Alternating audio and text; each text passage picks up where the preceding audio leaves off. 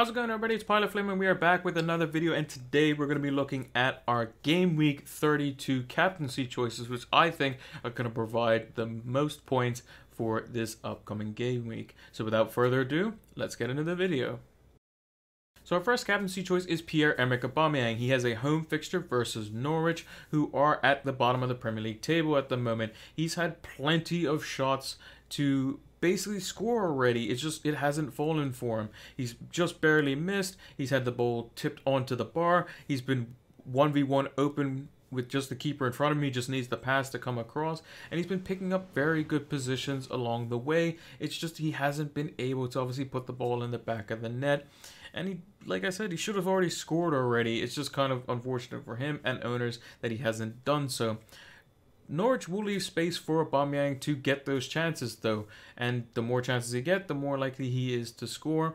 And against a team like Norwich, who already seem defeated and already kind of admit the fact that they're going to be relegated, alongside without being able to keep a squad together because their rotation is constant, their injuries are constant. I think they haven't had a back line, like their proper back for the entire season, so it's kind of just all over the place for them. And it just seems like a recipe for success for Aubameyang to kind of thrive in.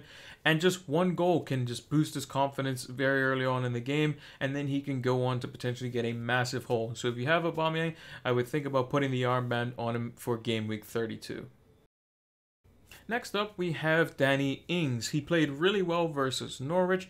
However, he didn't get as many shots in as Arsenal, but I think his performance versus Norwich warrants his potential captaincy away to Watford this coming week. He does pick up very good positions and can easily take maximum bonus points versus Watford, as he only needs that one chance to get that goal and max bonus points in any victory that Southampton have. Watford just recently lost to Burnley, who then recently lost to City 5-0, so I don't think Ings should have a problem scoring versus Watford. He averages 3 shots per game in the box, which is where you want him to be taking those, as they are higher percentage chance than outside the box, and he's super clinical. When he gets the ball, he usually does something really creative with it, or he kind of drives at the defense, getting inside the box and taking those shots. And against a very inconsistent team like Watford, who didn't look very good against Burnley, he can definitely thrive in those situations, and I think he is definitely someone you should be looking at to captain if you have him in your side for this upcoming game week.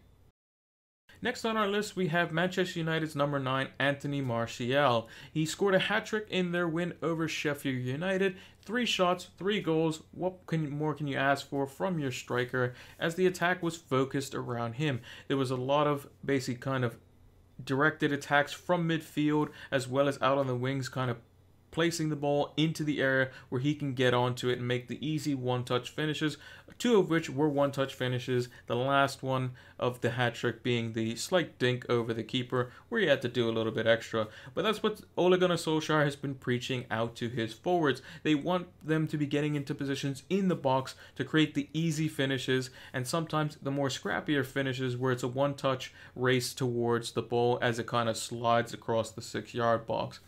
And staying in the box is where we want Martial to be if you're an owner for him.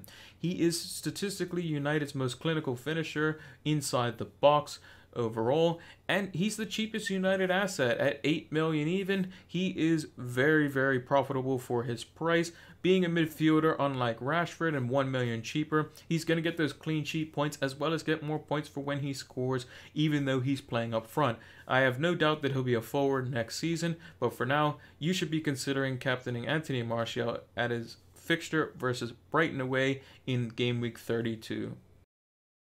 The second player we have on this list from Manchester United is Marcus Rashford. Now, he comes in at 9 million as a forward for the Red Devils and just seems to be very good at what he does. He's active on the wing, he's linking up with Martial, assisting in 2 out of the 3 goals that they scored versus Sheffield United, and was probably unlucky to not score himself in that game, as well as in the previous game. He's had a few chances, much like Martial in their first game and their second game. It just so happens that Martial's put them away. He's very active, he's always looming, and he just seems like he's just destined to get a massive haul in the next coming game weeks. Brighton away could be the one where he is just, you know, absolutely ridiculous and unplayable on his day, and he gets maybe 2 goals and assist or something crazy like that. He also has excellent fixtures going forward, and just 17 million for the two of him and Martial seems like a bargain, especially with their remaining fixtures. And just he's just someone you could probably just forget about as long as he's fit and healthy and playing in the team. He's going to be that solid forward. He's going to be way cheaper than the likes of Harry Kane, who ceases to impress. He's going to be on par with the price line of Jamie Vardy, who hasn't been that good either. And with Jesus not starting versus Chelsea, it just seems like Rashford is the best possible option, apart from Raul Jimenez, which, you know, they're both obviously going to score a lot of points because of their fixtures, and you might just want to have both of them. So I think Rashford is a very good option, and potentially maybe even a better option than Martial for the captaincy armband in game week 32.